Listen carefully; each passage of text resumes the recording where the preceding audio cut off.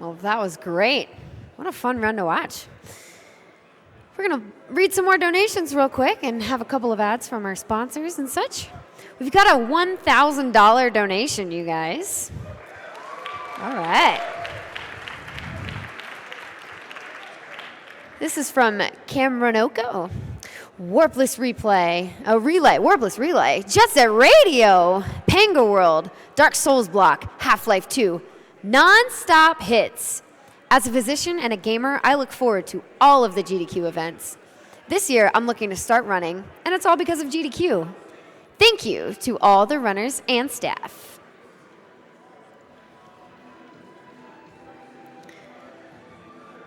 We've got a $200 donation from Full Moon. Earthbound is one of my favorite games of all time, and $200 for some fuzzy pickles is well worth it. Go GDQ. Let's reach 2 million.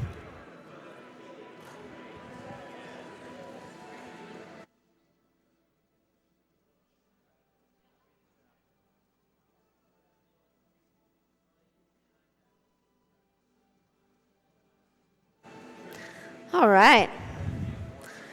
We're going to play some ads now. Here's one from Twitch.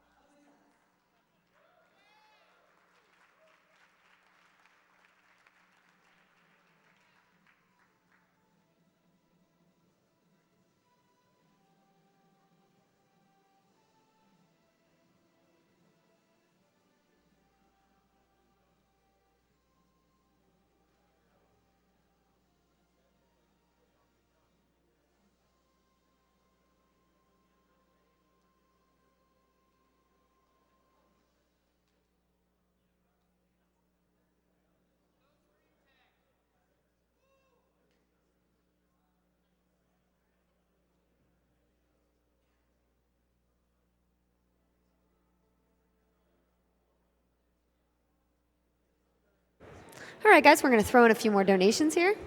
Okay. We've got a $250 donation from Vokit. Can we put a portal on the falling moon? Let's get to 200K. All right, guys, let's see. We are just over 20K away from Portal 2. Guys, remember, this is a Portal 2 solo co-op game. That's right. It is one person playing the co-op. I want to see this. I know you all want to see this. Let's get these donations in. We are so close. So let's get that going.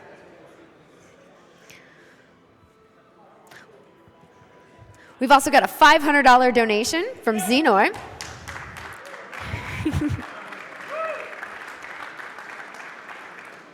Who says, I like trains. All right, guys, we're going to take a quick word from our sponsors, and we shall be back soon.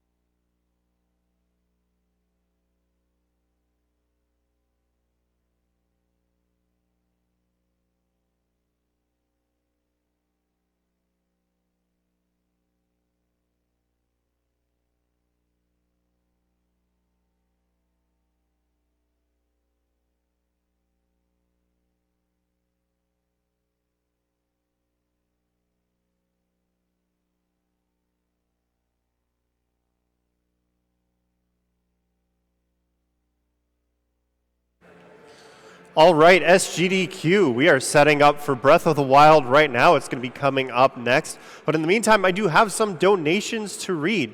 First of all, I have $150 from Cave Johnson, who says, Cave Johnson here. Those of you who wanted SGDQ to last longer, I've got some good news, and I've got some bad news. Good news is that there's a donation incentive to play Portal 2. Bad news is we haven't met it yet. So get online and make donations. You'll know when we've met it. Thank you very much for that donation, Cave Johnson. As a reminder, we are getting very close to that. We are currently 182,000 out of 200,000 for that donation incentive for that extra Portal 2 run right after Breath of the Wild. So you have the entire duration of this upcoming run to get that met, and you definitely want to see it. Coming up later, we have the couple of donation incentives for Earthbound, but let's push for Portal 2 first. It's what, little under 18,000? You think we can get that done before, what do you say, 15 minutes into Breath of the Wild? That seems like enough time. I believe in you guys. Meanwhile, we have a few other donations. I have a $100 anonymous donation that says, my wife just asked if I've ever donated to SGDQ. Oops. Thank you for your donation, and thanks for fixing that mistake. As you all should know, it does not matter how big of a donation. We do have a $5 minimum donation, but whether or not you can toss in $5, whether you can toss in $100, $1,000, it is all appreciated. Thank you very much to all of our donors. And we have a $100 donation from GDQ Monitor. Greetings from the one and only GDQ Monitor, stepping back in to give it a bit of a helping hand to the definitively best name for Jeff, Morty.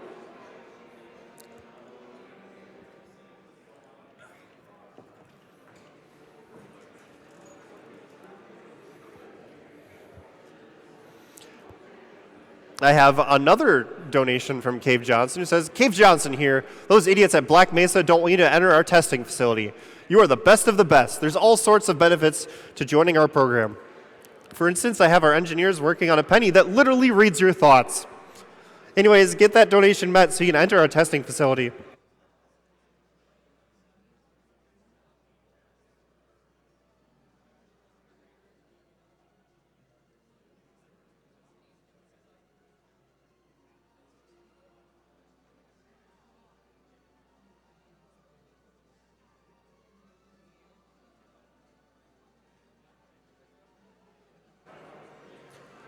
So my bid tracker just refreshed, and since I sent you guys that challenge, it's up $1,000 already. So that's really easy. Just keep that pace going. We'll have Portal 2 met well before Breath of the Wild is even halfway through. But speaking of which, we're going to send it over to Orcastraw and her couch for Legend of Zelda Breath of the Wild.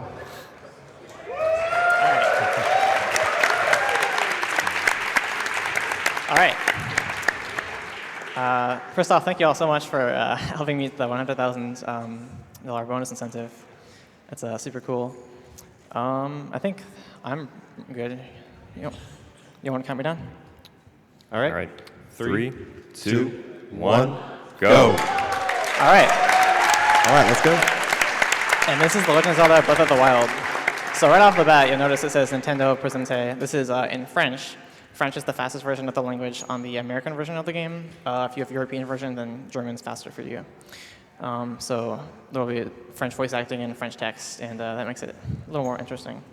We're also going to be playing on the Wii U version of this game. The Switch version, on average, has 3 seconds loads slower. So for example, if I go into a shrine on the Switch, it'll load, on average, 3 seconds slower than on the Wii U. So we save a little time using the Wii U as well. The game pretty much starts off with a couple cutscenes, so we're going to go in here, get the Sheikah Slate, and then head out to the world.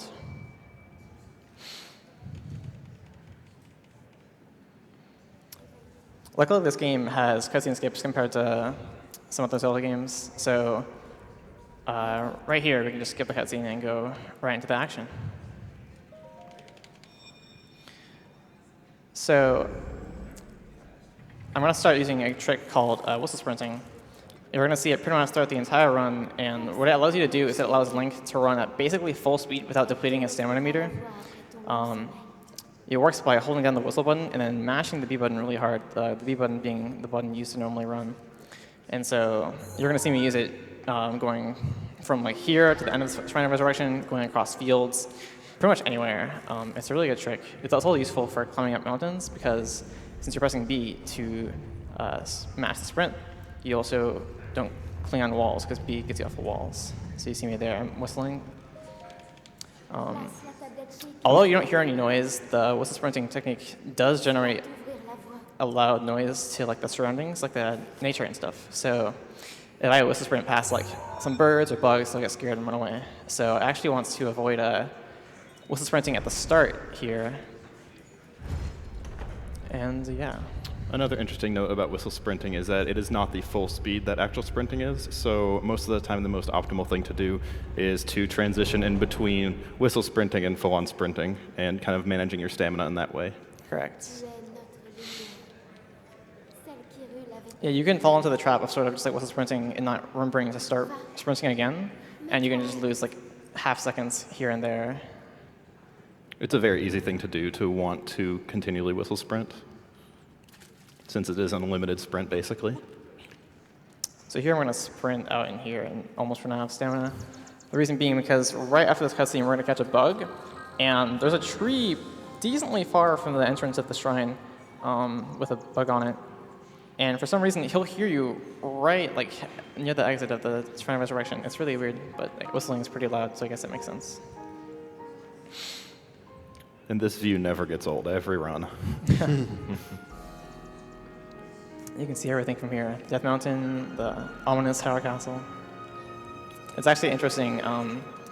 Before you head to the tower, the plateau tower, the game actually doesn't spawn little like wisps of evil around tower castle, so it looks like not evil from this view. So again, we're not going to whistle sprint until we get this bug over here. We're also going to get some mushrooms. So I guess we should mention about the bugs that this is the first Zelda game to have a major crafting system like this, and you can use it to make elixirs, food, which we're going to have some that's going to make some of the boss fights a lot easier. Yeah, that bug in particular, we're going to be using it to make an attack potion later on, which you'll see how that's useful. Come on, it's handy later on. Yeah, so now we got our trusty woodcutter's axe, which we're going to use for pretty much the entirety of the plateau. Yeah, it slices and dices. It's useful for cutting trees, hitting enemies, and other objects. It does quite a lot. The fact that it's a two-handed sword, Link uses both his hands to hold it, means that he can do a really good spin attack where he just sort of repeatedly hits an object or enemy, which is great. And other two-handed weapons in the game as well, as you'll see later, they have different two-handed, charge attacks as well, such as spears and then short swords. Grab some hyrule herbs and apples there. It's not like I'm afraid of getting hit by enemies, but there's going to be some techniques I'm going to be doing later on which will damage me. And so getting food in the plateau is critical for surviving later on. So this is the first use of the axe you're going to see. We're going to run up to this guy. We're going to unequip the axe right like that, and Link will have no end lag from hitting the enemy with the axe. That's actually a relatively new technique. It was found about 2 weeks ago. So if you haven't seen it run in, I guess, 2 weeks, that's new for you. The old optimization we used to do with that was jump out of the attack to cancel the animation, so you can just directly grab the shield. Yeah, you can jump out of almost anything in this game. It's a very good way to just cancel animations and save a little bit of time. Yeah. Regain control faster. Yeah, so before this point, the game time was actually static, but activating this tower begins running the game's day-night cycle.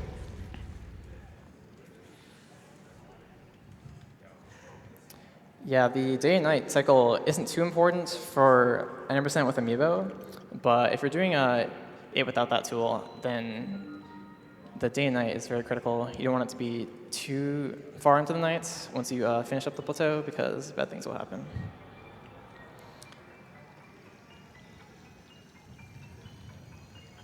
So at the start here, we're basically going to go through the intro section of the game. We're going to do the first beginning shrines, the ones that give you the Magnesis, Bombs, Stasis, and Cryonis runes.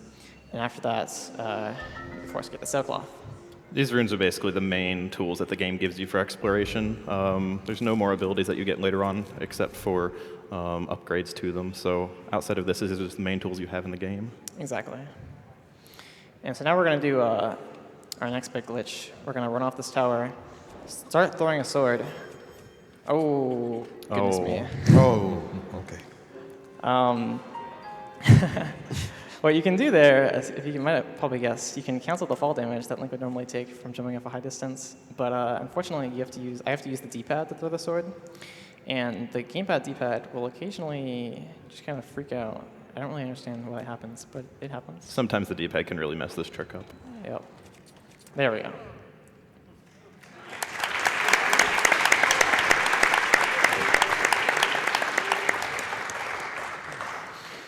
That trick is really cool. It's unfortunately not too useful outside of this tutorial section because once you get the sailcloth, you can just use that to avoid any fall damage that you would get.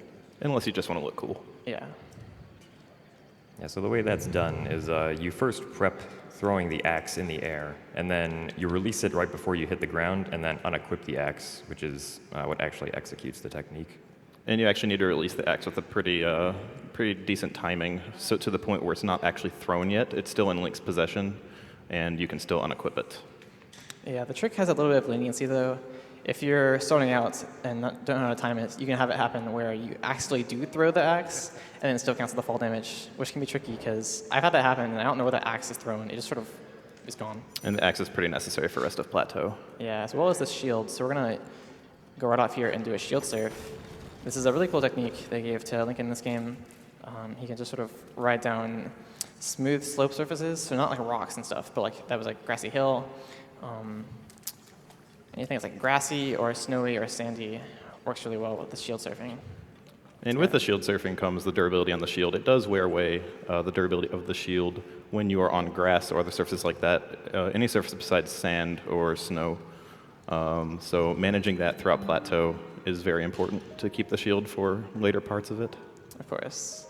The vocal shield that we got is actually very weak. I can only use it about like 6 or 7 times. It's very limited. Every time I do a shield surf, it loses like 1 durability point, and I only have around 7, like I said. Now we're in Magnesis. So this is the first shrine. You have the freedom of doing the 4 shrines on the plateau in any order you want, but the Cryonis and Stasis shrine are pretty far out of the way, and so from the tower, you can choose Bombs or Magnesis. Bombs is faster if you want a faster in-game time, because the route with taking bombs first gives you, you like warp instead of doing more running. So if you want to do no amiibo and avoid the scary things at night, you would do that. But going to Magnesis first, otherwise, is really good. It allows you to get 2 extra arrows. It also allows you to do a really cool strategy in the Bomb Shrine coming up. But enough about the Bomb Shrine, this is the Magnesis Shrine. We can just lift these objects right away and get them out of our way. Oh my, okay. Do you have a moment for a few quick donations? So now we're going to do a shield jump there. That's a technique where you basically initiate a shield surf in midair and then unequip the shield. And it allows you to basically have a double jump at your disposal to cross gaps like that. That's another reason it's very important to have a shield on you at most times. Exactly. It's used quite a lot of places in this game for speedrunning. It's very useful. Yeah, even casually, shield jumping is actually really good. Like, you don't necessarily have to unequip the shield to do a shield surf, or shield jump, quote unquote. But you'll find where if you're like doing a really close shield jump, unequipping the shield will let you sort of land in spots better. Okay. So coming out of this shrine, we have another cutscene. Basically, after you do the first shrine, it opens up a lot more. There's not really any dialogue or cutscenes, and you can just go to the rest of the shrines very fast. You're going to notice that I'm going to do the text in a certain order. The old man will ask me 4 questions. And for the first one, I'll do the top option, and for the second and third, I'll do the bottom options, which avoids an extra text box, so it saves a little bit of time there. It's the small things that count when you do a category as short as 90%. Do you have a moment for a few donations? Sure. We are getting a large volume of donations right now, so first I'd just like to thank everyone who is donating. So I'm just going to rattle off a couple of the bigger ones we have with no comment. So thank you for the anonymous $200 donation, Glitchhound with the $250 donation, the anonymous $1,000 donation, Wow. and Brainiac for the $500 donation. Awesome. Thanks to all of you guys. Obviously, I'm not going to be able to read all of your donations, but we appreciate every single one that we're getting in there. And we're just under 4,000 for Portal 2, so let's just close that up, guys. So now we're going to start going to the bomb shrine. Like I mentioned before, we get these nice 2 arrows on the way. And we're going to again see the use of the shield come into play. Originally, we didn't get a shield in Ender% because we don't necessarily need it. But the shield surfing technique is really versatile, as I mentioned before. Shield surfing is generally a technique that saves a lot of time, and you just want to use it as much as you can.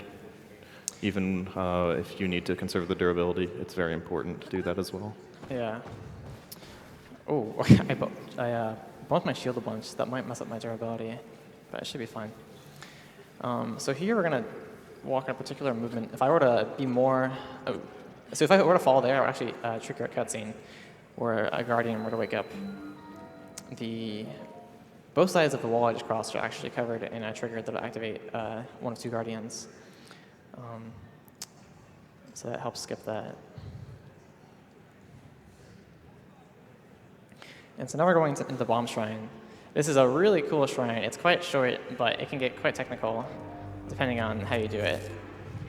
Breath of the Wild is cool, both in speedruns and in casual play, as it gives you a lot of creativity to work around with, whether you're doing boss fights or simply shrines. There's a lot of ways that you can manage to solve them. This bomb shrine, for example, you can just sort of throw the bombs and do it at a normal pace, but you can also make it very technical and just sort of speed through.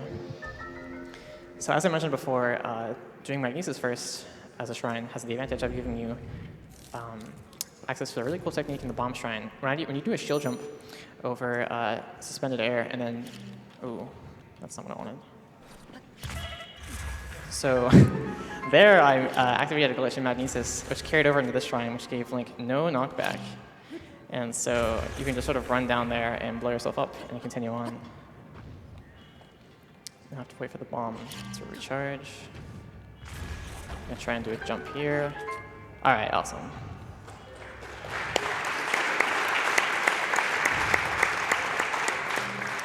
That jump can be quite tricky to make. I've practiced this shrine way too much and had to fail that. The shrine's original intention is for you to use that small cannon on the other side to shoot a bomb over and explode the blocks, but with a very precise throw, you can explode all 6 that you need to get through, as you just saw. Something cool, I guess, to note is if you look at the monks giving you the little spirit orbs, they all have a different pose they're doing. The 4 monks on the plateau all sort of have their arms in a sort of open-ended pose, and they all make a triangle. And so they all, if you combine all their poses together, you get the Triforce, which is kind of cool. There's a lot of things in this game that are very symbolic like that. Yeah, the Magnesis Shrine also is named Oma Now or something, after Aonuma, who's the director of this game. Most shrines, I don't really know, have any sort of known etymology behind the names, but that's one that's pretty obvious. It's interesting. But now we're going to go to the Cryonis Shrine. To get here faster, we want to warp to the Shrine of Resurrection because it's quite close to Cryonis. Casually, you'd probably get the warm doublet or some chilies and cook up a cold resistance potion before going here. When you're in the cold, such as the Tundra to get the Cryonis, you take half a heart of damage every 10 seconds. But if you're fast enough, you can just survive that without any armor. So that's what the healing food I got earlier, that's how it comes into play. There's also some more mushrooms here, which are very convenient.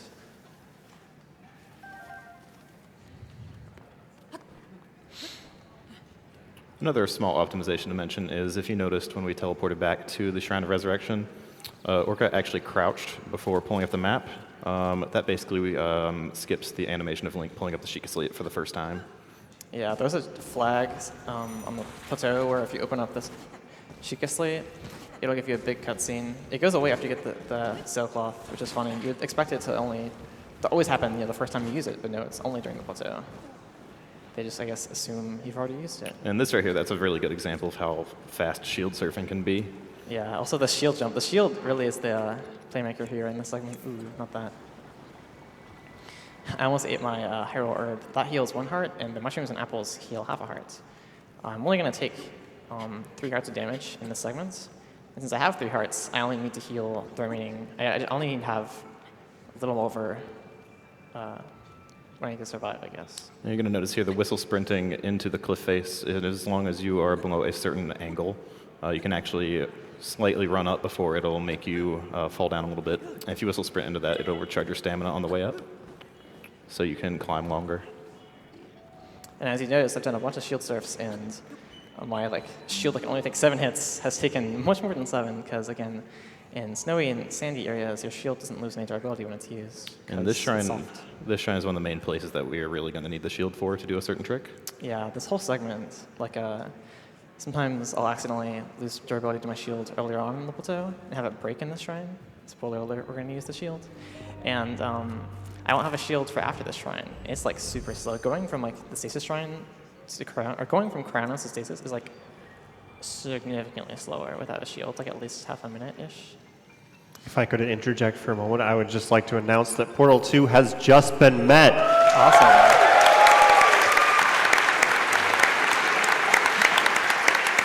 So you can look forward to seeing that directly after this run of Breath of the Wild by Orcastraw. Next up, we have 2 incentives for Earthbound we still want to push, the Out of Bounds exhibition before the run and the Fuzzy Photo Collection, both of which still have about 10K to go on the first and 17 to go on the second. So let's get those going. There's a tricky shield jump you can do here. It's a technique called Cryonis block jump, where you just ride your shield all the way up there.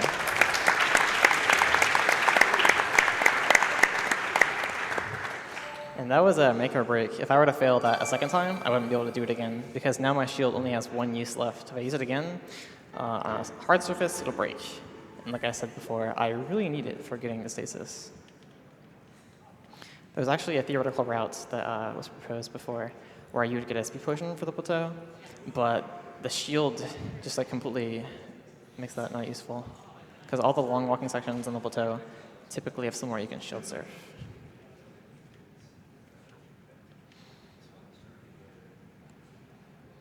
All right. So we're going to come over here and ride our big old shield. The terrain in this area is all coated as snow, pretty much. So even this rock, I'm going to bounce my shield on it, and it's not going to break, even though it should, because it's not actually a rock terrain, it's snow, which is nice. I'm also going to have to do some healing here, because again, just like getting to the Cryonis Shrine, I have barely not enough health to survive, so I need to eat a mushroom. Yeah, and so when Link runs in snow, he's actually hindered just a little bit speed-wise. So if there's rock terrain that's barely out of the way, you'd rather want to run on that than running through the snow. Oh my. That always scares me, because the terrain after where I got off the shield is rock. It's real rock. And so I don't want to break my shield. Although it doesn't matter too much. Very careful where you surf. Yeah. So here we're going to use the fall damage glitch once again. Okay, this is weird. I'll have to get off the shield. There we go.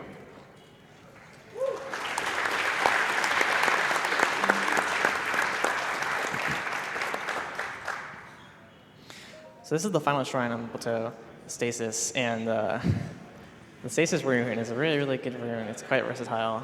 All of the runes in this game have sort of condensed appeal, You have Magnesis, which can be used on so many things, Stasis, which can freeze literally everything. And this shrine, or this rune, rather, is particularly useful in speedruns, because you can pause things, but you can also cause them to store potential energy and then release it after the rune deactivates, which you will see after this shrine. It's a great effect. If you've seen, you might have seen videos of people abusing the Stasis rune on Twitter or something. I say Twitter, that's where I get my amazing Breath of the Wild videos from. Stasis is one of, it is the rune in this game that really opens up the creativity for speedruns with this. It really gives you a lot of opportunity to do some cool tricks. This shrine can be quite tricky with having to set up the cycles so that you can hit that rock from far away.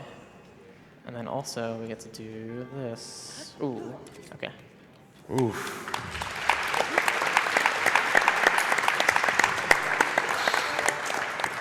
That jump can be a little bit awkward sometimes, based off the angle you get going into it. You got to jump around the block and kind of just let the ball move link a little bit. Yeah, it can be easy if you're good at sort of gauging your distance. Like you basically just want to jump off the platform at the last second possible, but that means if you're not careful, you can just sort of fall off and not have initiated a jump at all. But yeah, now we're done with the shrines, and we're good to get the sailcloth, or paraglider, I guess. And here's where things get interesting. Exactly. So you have one last chance to hear the old man's beautiful, like, 3-note piano riff. Some different languages of the old man actually have some pretty funny voices for him. Particular to note, yeah, Italian. Look that up on YouTube if you get a chance. All right, so as mentioned, we're about to use the stasis rune to great effect. We're gonna come over here, hit this rock, switch the bomb room, hit it a bunch, just like a bunch. Ooh, I need to hit it one more time. We're gonna drop a bomb there in first person mode, grab the rock, and now we're going flying. Nice. But we are not done yet. Okay. So we're gonna stand in this precise spot, crouch, open up the Chica slate. Oh, I need it. No, do this. Do this here. Then we're gonna do this. Okay. That should be good. And we're gonna ride this to the top of the Temple of Time. Awesome. Nice. Nicely done.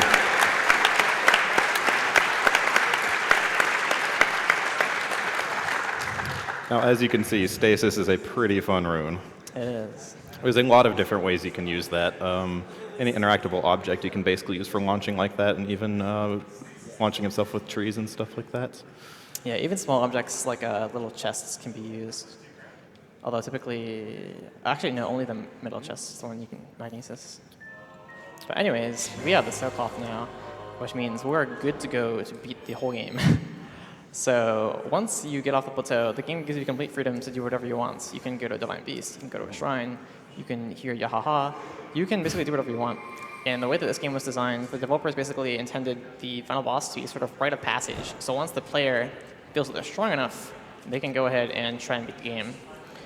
The game also encourages you to sort of raid Howard Castle early on. People will be like, OMG, there's super good loot in there, but I'm not a strong hero, so I can't get it. Which I guess also encourages players to find out just how terrifying Howard Castle is if you're unprepared.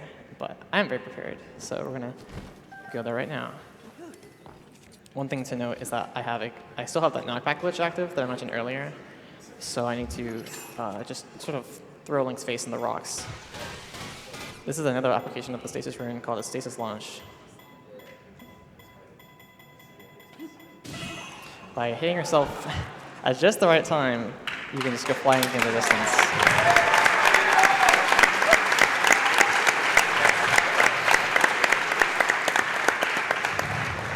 And what's the window of time for that trick? What's it? What? What's the window of time that you have so that you can get the speed?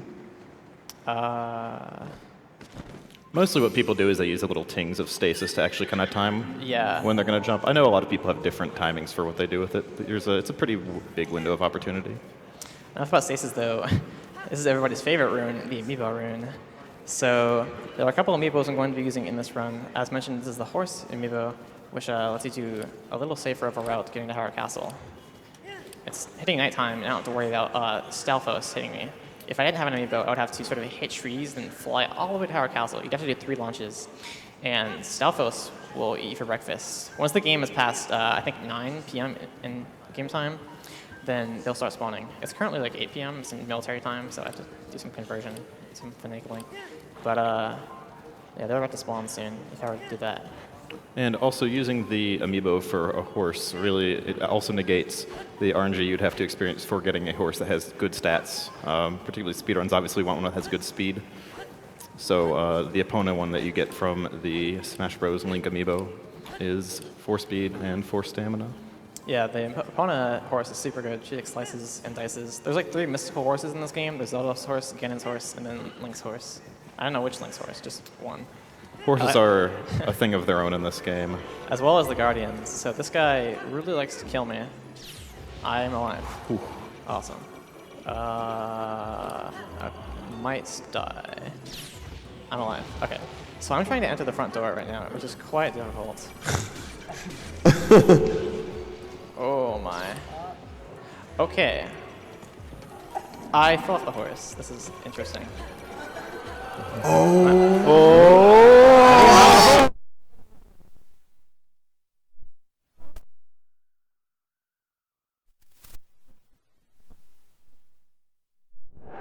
Well, that was something special. So horses in this game can sometimes have a mind of their own. As you can see, one of the main things with them is once they get a certain bond with you, they will actually travel paths themselves. And kind of mixing that with controlling them fully can lead to some interesting situations like that. Teleportation?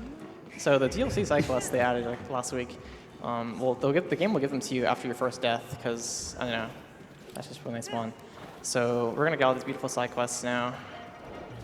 We're also going to scan an amiibo. So I'm going to crouch here so that Guardian doesn't see me and spawn some fishies. And while those are spawning, I'm going to go in here. And so we're going to do yet another stasis launch, this time into the beautiful Hyrule Castle. Ooh, that might be bad.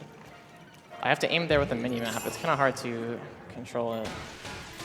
But basically, I know exactly where I want to go by looking at the map. We're going to grab some fishies here. There's actually a lot of fish. I got really good luck. Ooh, this had better be like a hat or something. All right, that works. That would have been hilarious if we got the cap of time. I know, it's great. You can defeat Ganon with Wind Waker and Link's outfit.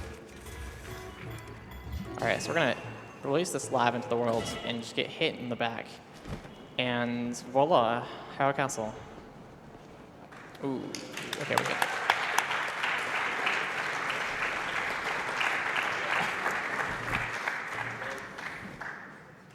I have to do a bit of a stealthy entrance there. Thank you.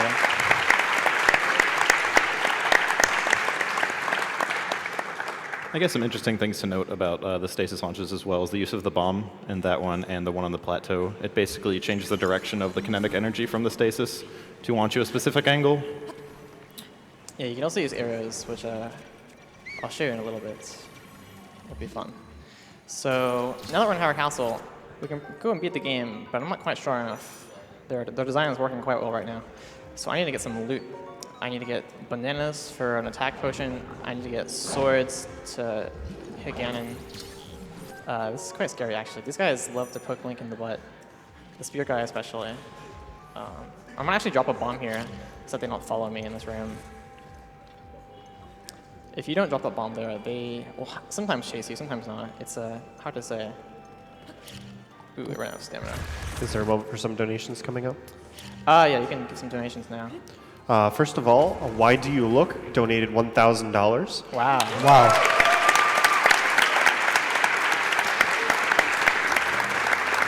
They say, SGDQ has been awesome so far. Props to all the runners and the tech team that makes everything work. Here's $1,000 for the Fuzzy Pickles Pictures and Earthbound run tonight. Another $500 if everyone in the audience says Fuzzy Pickles. Fuzzy Pickles. Also have a few quick ones here. Anonymous $25 donation that says, thanks for a great week. And Ethan Ainsley donated $365 and said, I've always heard that $1 a day helps keep the doctors okay. Thank you so much for all of your donations, everyone. They are all very much appreciated, but I obviously do not have time to read them all, so please keep sending them in. All right, I got pretty decent arrow luck here. The game will spawn anywhere from, I guess, like 5 to like 40 arrows there. I want about 20-ish, and I got 20-ish, so we're good. These arrows will come in handy during the final boss fights, which are soon to come. Oh, I don't need to do this. I forgot. So if you get electric arrows, you can just sort of shoot this guy in the face, and just how when Link drops his weapons when he gets electrocuted, enemies follow the same rule. So you can just do that. I would sneak strike him with the bomb, but that's not going to happen. Don't worry, though. We still have more bomb action coming up. Grab this razor shroom. Okay, cool. It's tricky to try and grab that in like the silent room or whatever it's called. So bombs are pretty awesome. Enemies seem to think that at least. So they're just gonna not notice me, and then we're gonna cook. So I need this, this, this, and this. So an interesting, Oh no. so an interesting little trick there. By walking up behind the enemies without them actually noticing you can do a lot more damage to them. And in this situation, just one-shot them. Yeah. And then throwing the bomb allows you to get them from the back because it kind of distracts them, kind of like a decoy. All right, so now I have a level 3 attack potion. Level 3 attack potions boost every hit from your weapons by 50%, so it's quite significant. If I didn't have that potion, I would have to get more weapons or something. Oh, I need this. So I like amiibos, so we're gonna scan some. There's a really cool way to travel Howard Castle with these. I can put this here, hit with the axe, do some finagling, and ooh, it should be good. Indeed. All right.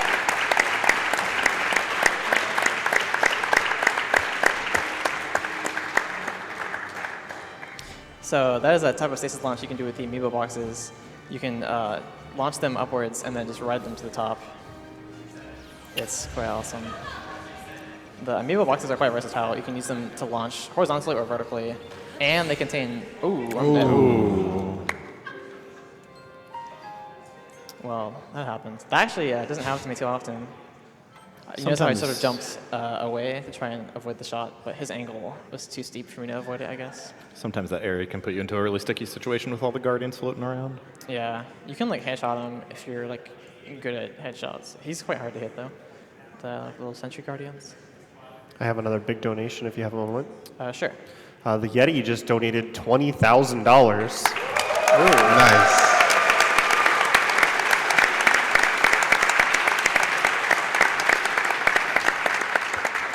Thank you so much for that donation. They say, hey all, Yeti here. I don't want it to be over yet. That's why I'm happy you all came together and unlocked Breath of the Wild and the Portal 2 runs. The more time we can spend together, the more awesome we can do for Doctors Without Borders. We feel so blessed again to take part in this event, our 11th Games Done Quick to date. As much as we are a sponsor event, we feel connected to it as part of the community. Thank you. Thank you so much, Yeti. Oh, there it is.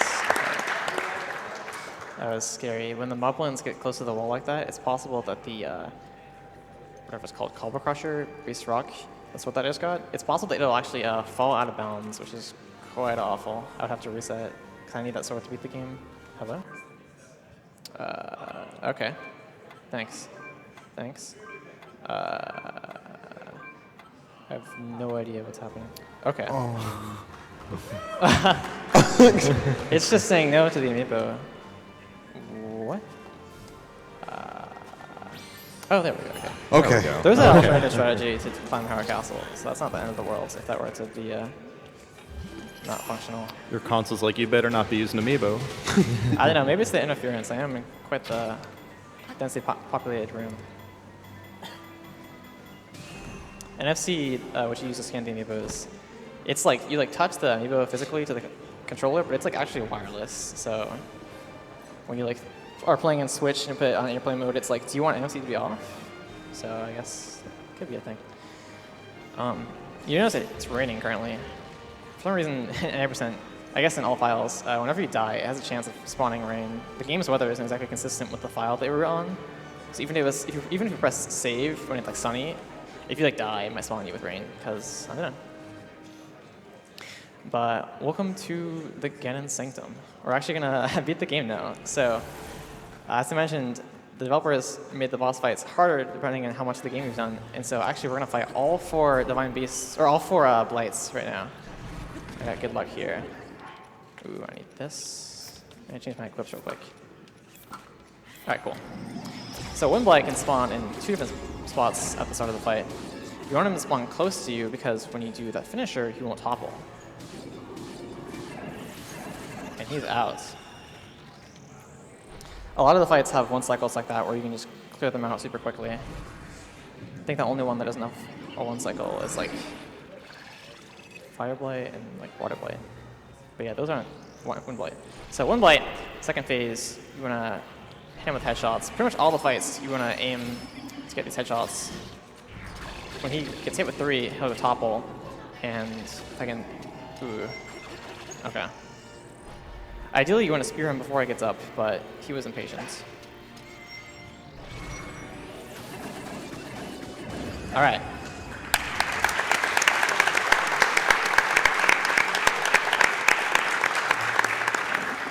So I have a spear. It's not very strong, so we're just going to break it and do Water Blight. So if you're sitting in a specific spot, you can get these double hits on Water Blight, where one swing of the sword hits multiple times. It's quite precise. I actually got triple hits there, where one spin got 3 hits on them. That's quite good. One thing interesting to note about these bosses here as well is these are not in their original locations in the game. By going straight to Hyrule Castle, you're actually fighting them just in Ganon's Sanctum. So, for example, in this boss fight, he actually would raise a water level here, so it makes the fight quite interesting in any percent than it would be in like all dungeons or something. Ooh, okay, that's weird. Normally, when you headshot him, he'll take 2 and then topple. There, he just fell for 1. That's strange. So I'm going to stand under here. If you stand in the middle of the room, when you headshot him, Water Blight will fall on that balcony over there, where you can't hit him at all. And I'll just, ooh, okay. So I get an extra cycle because he just sort of got up early on the other cycle. And there we go.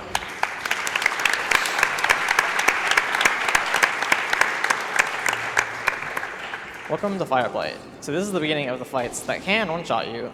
Wind Blight and Water Blight look scary, but they can't one-shot you at all. If you have full health, they're super fine. Water Blight or Fire Blight and Thunder Blight, I don't know, they have scary swords. So any hit by them might one-shot. Some of their attacks will, some of their attacks won't. But hopefully, y'all don't have to learn the fates of which attacks do what. So Fire Blight's second phase, he starts off getting inside a bubble, and he just sort of takes his time, so he can chill out, do some kick flips. And he will absorb the bomb that you put out, and then just eat it for breakfast like that.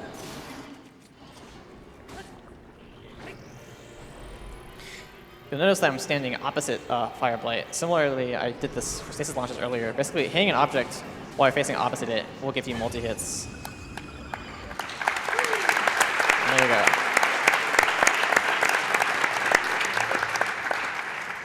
All right, good. Fire Blight or Thunder Blight. Ooh. Ooh, okay. Oh. That was quite interesting. He can either charge at you at the start or start shooting thunderballs. And you want him to shoot or you want him to charge you. Okay.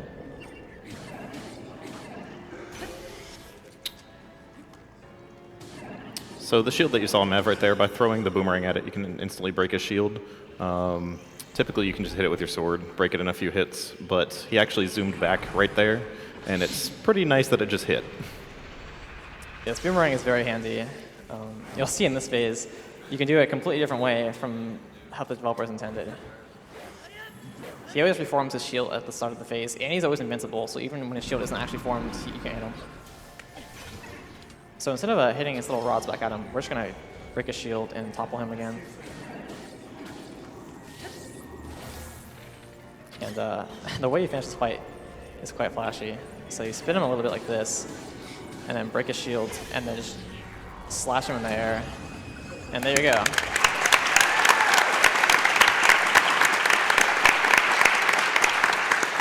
And now we have Calamity. This is quite the tricky boss fight. Pretty much everything will one-shot me.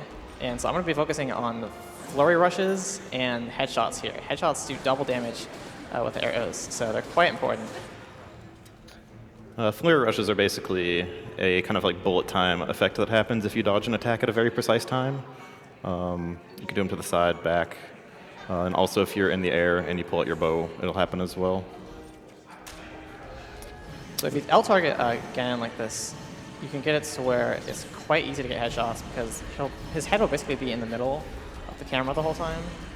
And so it looks like I'm, MLG sniper right here, but it's quite easy. Shoot some arrows.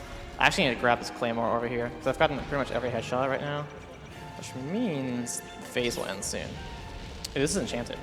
So pretty much every weapon you pick up off the ground in this game has a 10% chance of being enchanted, which gives it special effects. Typically, they don't really matter too much for 10% though. But it's a nice bonus. Another interesting thing to note about Calamity Ganon is since we just came straight to Hell Castle, he does have full health. If you do complete some of the Divine Beasts, his health will actually be lowered down to at least half.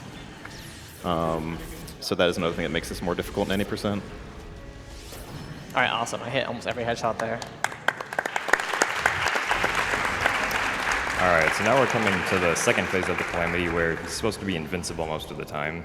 And we're waiting specifically for a laser attack that we can deflect right back at him, which will allow us to do a very convenient stun lock on him, but we're getting not so great RNG. We still need the laser. This is a little scarier than it would be if you lasered me immediately. Okay. Good. Nice, very good. That's the only hard part left. Yeah, so now we're going to do a specific amount of damage, and then we're going to start doing the spin charge attacks. Because if we do an over-the-shoulder attack onto Calamity Ganon right before he becomes invincible again, then he'll just fall to the floor, and we can pretty much rinse and repeat this for the entire second half of the battle. Another smaller thing there as well, you notice that Orca threw the sword at him. You can throw weapons in this game for extra damage. And if you have a weapon that is about to break, just makes more sense to just throw it instead of just swap. Get that extra damage in.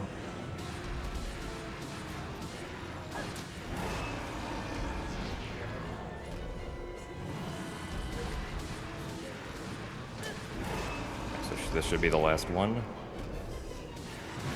Awesome. Very nice. And that's Calamity. Wonderful.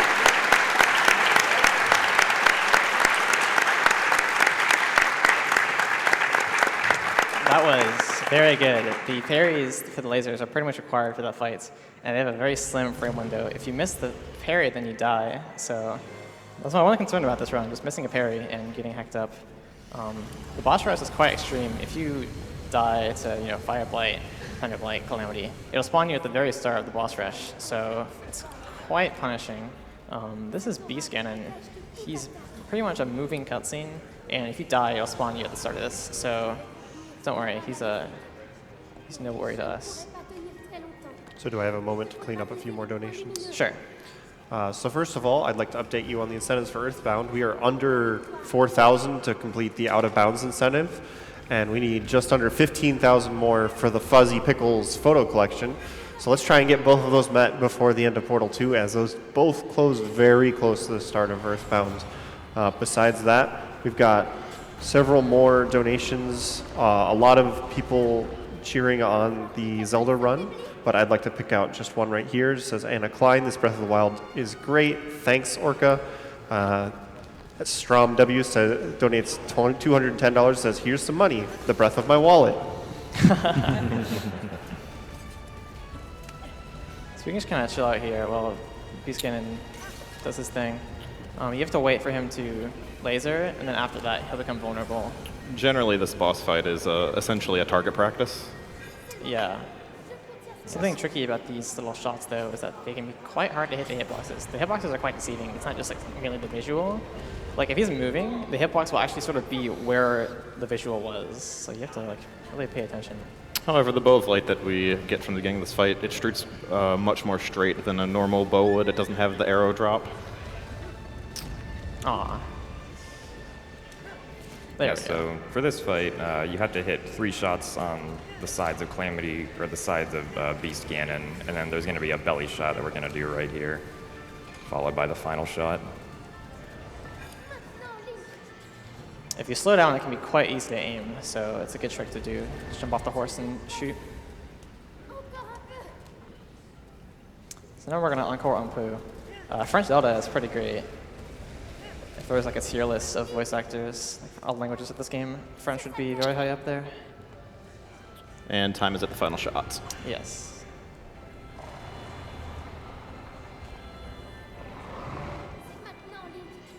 Awesome.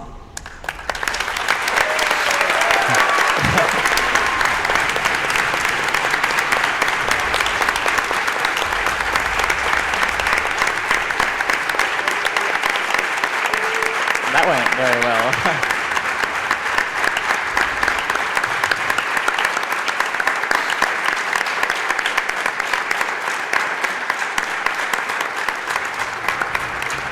All right. That was Breath of the Wild in 45 minutes. I hope that was fast enough for y'all. It's quite crazy just how fast you can do this game with the correct strategies and practice. The boss fights are definitely the hardest part of the game to learn for a beginner or anybody, but once you get past those, it's a treat to do. That's about it.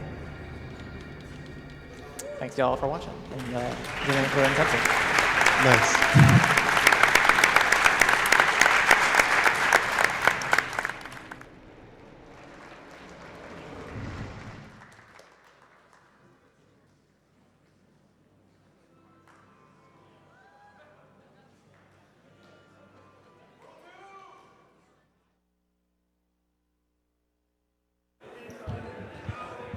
All right, one more thank you for Orcastraw and for that great Breath of the Wild run. I'm going to move into some donations here. I have $750 from TechArc. Says, this is my last donation